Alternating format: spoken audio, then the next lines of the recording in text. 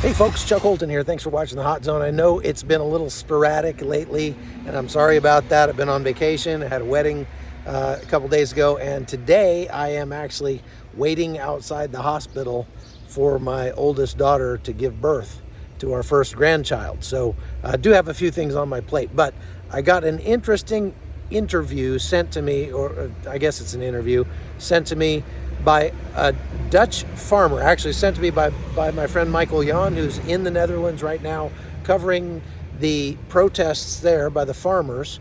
And he sent me a video that was shot by one of the farmers that gives a very good explanation for what's going on there and how it is going to affect the rest of the world.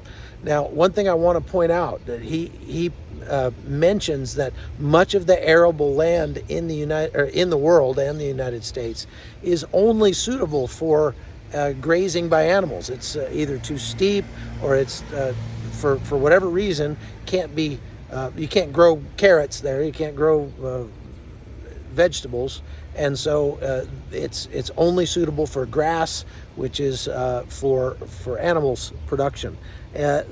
Keep that in mind as you listen to this. I'd like to talk more, get more into the whole concept of how the world is going to be destroyed by climate change. I would submit that the world is currently being destroyed by the measures that are being taken to combat climate change, more than the climate change itself.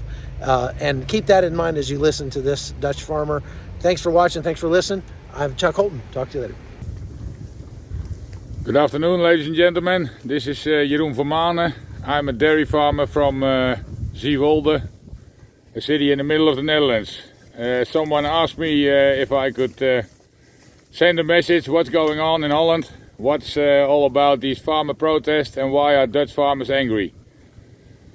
Well, the farmer protests are already here since 2.5 years. The 1st of October 2019 was the first time Dutch farmers had a very big protest.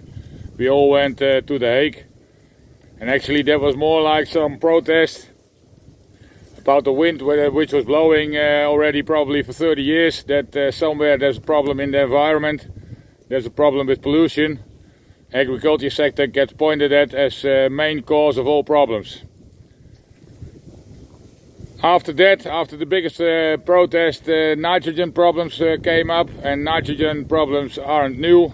30 years ago already, nature people start talking about nitrogen pollution, which would make the rain sour, and all the sour rain would cause lots of damage to the nature parks, to forests, and when you would hear these voices, all the nature would be gone in a few years. Well, 30 years later, nature's still there. Most of it is in excellent condition.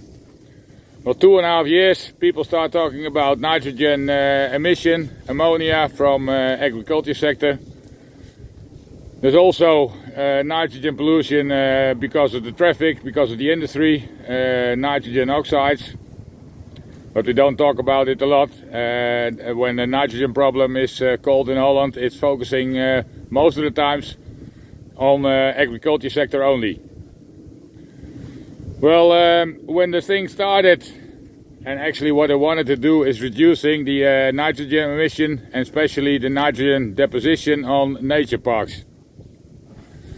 Well, it started, agriculture sector came together, all parties like the dairy industry, pork industry, chicken industry, you could ever call whatever industries, came together, made a big plan. There was a lot of solutions in it, and we tried to solve the problem. Our government, in the meanwhile, went on with making other plans, which resulted in the latest new plan a few weeks ago, and it's terrible. It's idiot, and it's of no use. What they did is they divided Holland in different regions. Some regions have to lower their emissions by 12%, some regions have to lower their emissions by 46, 75 or 95%. In the meanwhile, our juridical system is on this moment that no innovations in agriculture sector are allowed to use. So there are different techniques for lowering your emission, but when you are asked for a court and a judge will look into your innovations, they will say you can't use it. So the only reason, the only thing to lower your emissions right now is just cutting your herd back. And actually you're probably coming at the main cause of it all. Nitrogen is more like, we call it stick to beat the dog. It's just to camouflage the real cause. Some left-wing parties in Holland and probably all over the world, it's the same movement. They want to get rid of animal industries. They want to have a transition to more plant-based food, transition to vegetarians. We have all the stuff together.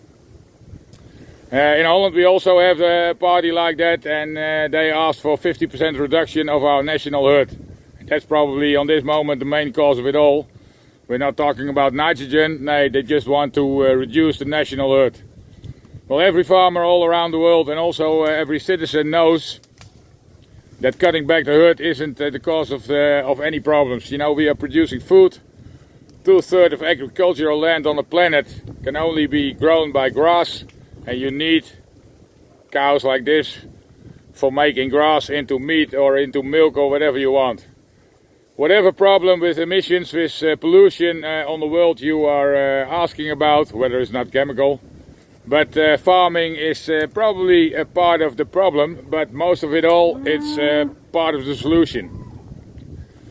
Well, Dutch farmers now are getting angry every day more. Government is not listening, and what we are fearing for is we have to leave our land, and that's also a deeper agenda behind it.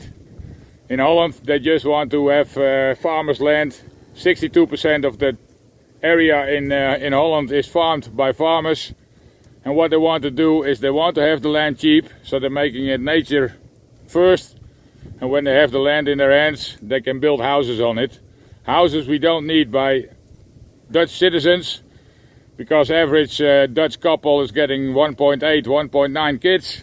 So what's the problem of the demand for houses? That we get 100,000 refugees in this country every year. That's why they have to build houses. Well, that's a shortcut of our problems right now. Farmers are getting angry. They're not listened by the government. Every solution we came on with, they don't take it. And what we see right now, when we have to reduce our national herd, when we have to reduce our herds by ourselves, farms will break down. On this moment, when the plan of the government is coming through, probably 30, 40, 50% of the farmers have to fear for the future. That's why we're on the street, that's why we're protesting, that's why the protests are going harder. And actually, quite happily, all around the world, people start looking at Holland, what's happening there. Well, what the warning from the Dutch farmers is that every citizen from Holland especially, but also in Europe, probably around the globe, have to look at what do we want to have to eat in a few years' time. Dutch agriculture is world champion on every class, whether we talk about nitrogen, whether we talk about other pollutions. Dutch farming is best in all chapters, so it's no solution to get rid of Dutch farmers. The production which is going away up here needs to come back in another different area from the world. Well, we need transport for that. It gives CO2 emissions, and also the standards of production up there aren't as high as in Dutch agriculture. So that's why we're fighting on the street. We want to stay on our land. When we are part of a problem, we want to solve it. We can do it. We always did it. Nitrogen pollution, nitrogen emissions turned back 68% by agriculture sector in Holland in the last 30 years. So we prove we can do a lot of things. But we will keep on farming, we will fight for our farms. And that's why we have the actions, we have the protests in the country. We're asking a lot of attention for our problems.